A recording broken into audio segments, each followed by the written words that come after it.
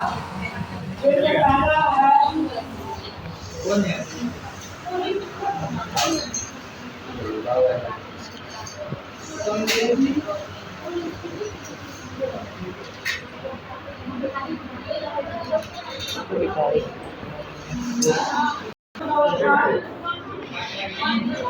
जो बच्चा है वो सबसे पहले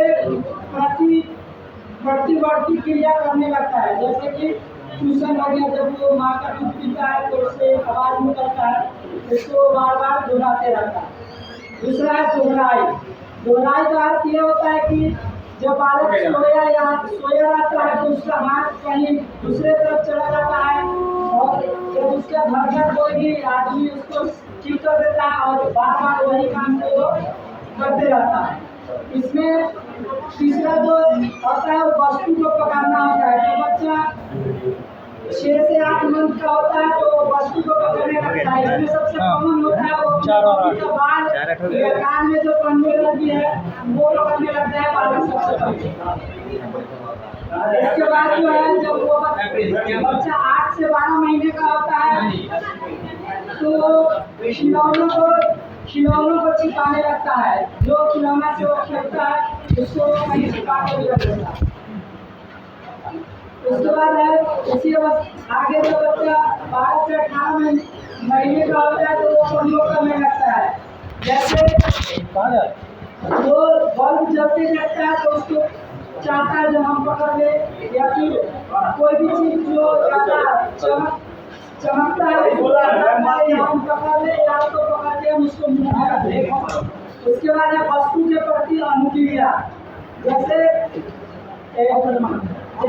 उसकी मम्मी चाहे और कोई उसको खिलाते हैं तो वो नुक्ता छिपी ऐसे अपनी प्रतिक्रिया करता है खेल में। सेकेंड जो अवस्था है वो पूर्व संक्रियात्मक अवस्था।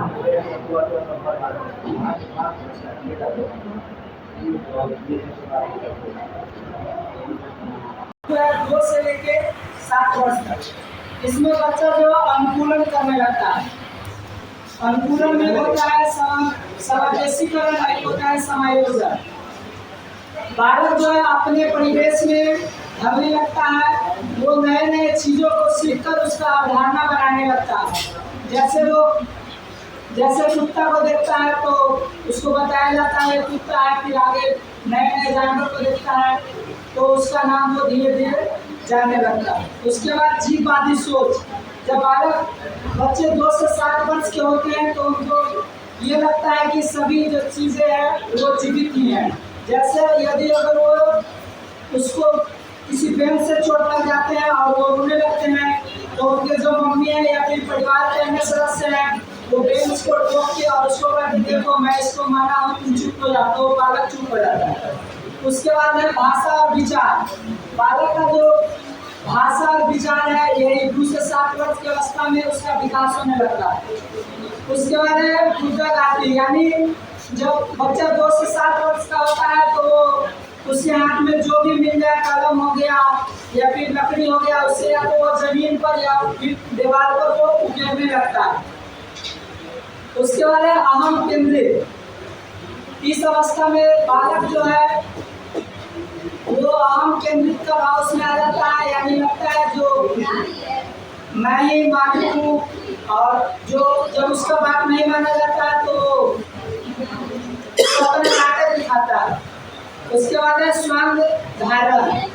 जब बच्चे का मनपसंद का कोई भी चीज नहीं मिलता है तो वो स्वयं धारण होता है, जिसमें क्या होता है जो वो बात मनवाने के लिए वो जमीन पर लेटने लगता है या फिर रोने लगता है ताकि उसको वो सामान मिल जाए। उसके बाद है संरक्षण का अभाव। इस अवस्था में बालक जो है उसमें संरक्षण का अभाव होता है, उसको कम या ज़्यादा समझ में नहीं आता है। जैसे हम लोग भी बच्चे थे तो पता है यदि अगर बिस्कुट का पैकेट आता था तो हम लोग जिद करते थे कि हमको क्या पैकेट ही चाहिए। ये समझ में नहीं आता था कि पैकेट में या तो 2 बिस्कुट है या 4 बिस्कुट। बच्चे को चाहिए जो हमको पूरा पैकेट ही चाहिए। जो तीसरा अवस्था है मूल संक्रियात्मक अवस्था।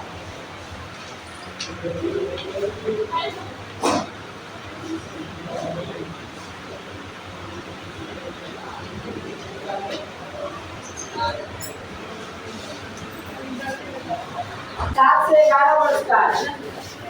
इसमें जो है बालक जो है वो वर्गीकरण करने लगता है। वर्गीकरण करने का अर्थ है जो छोटा से बड़ा या फिर बड़ा से छोटा, उसको ज्ञान हो जाता है, वो सजा नहीं सकता है। उसके बाद उसमें कर्मिकता का ज्ञान हो जाता है, जैसे 1 2 3 ऐसे कर्म में सजा लेता है। उसके बाद तार्किक चिंतन, इस अवस्था में जो बालक है वो तार्किक चिंतन करने लगता है। उसके बाद कम और ज्यादा की पहचान उसको हो जाती है कि कोई सी चीज कम है या ज्यादा है, और उल्टेपन करने में सक्षम। इस अवस्था में जो बालक है वो उल्टेपन भी कर सकता है। उसके बाद है अमूर्त संज्ञात्मक अवस्था।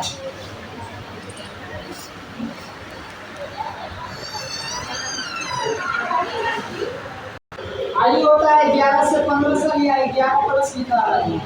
इसमें वो परिकल्पनात्मक सोच करने लगता है। परिकल्पनात्मक सोच का मतलब है जो दूर का चीज या फिर जो भविष्य में होगा उसके बारे में वो कल्पना करने लगता है। जैसे कि मान लीजिए आग लग जाए तो हमें क्या करना चाहिए, यदि हम कोई गलती करेंगे तो हमको क्या सजा मिलेगा, ऐसा सोच उसमें आ जाता है। इसी को परिकल्पनात्मक सोच करते हैं। उसके बाद उसमें आत्मचेतना आ जाता है।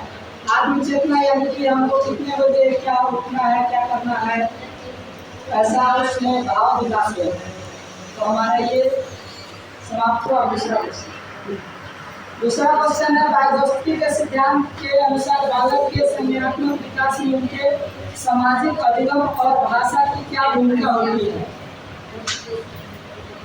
वाइगोत्स्की का जन्म जो 1896 में हुआ था। वह एक रूसी वैज्ञानिक थे। वे एक प्रसिद्ध मनोवैज्ञानिक थे। उन्होंने सामाजिक सांस्कृतिक सिद्धांत दिया। उनका मानना था कि बच्चे का विकास समाज और भाषा से होता है। सबसे पहले देखते हैं समाज का महत्व।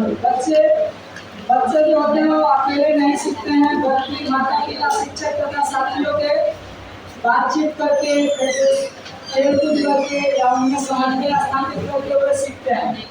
बच्चे अकेले में कुछ नहीं सीखते हैं, उनको सीखने के लिए माता पिता, उसके बाद विद्यालय, समाज, उसके अपने मित्र, वो सब सहायता करते हैं। इसमें जो है सबसे पहले देखते हैं ZPD, जिसको बोला जाता है जोन ऑफ प्रॉक्सिमल डेवलपमेंट। इसको हम एक डायग्राम के माध्यम से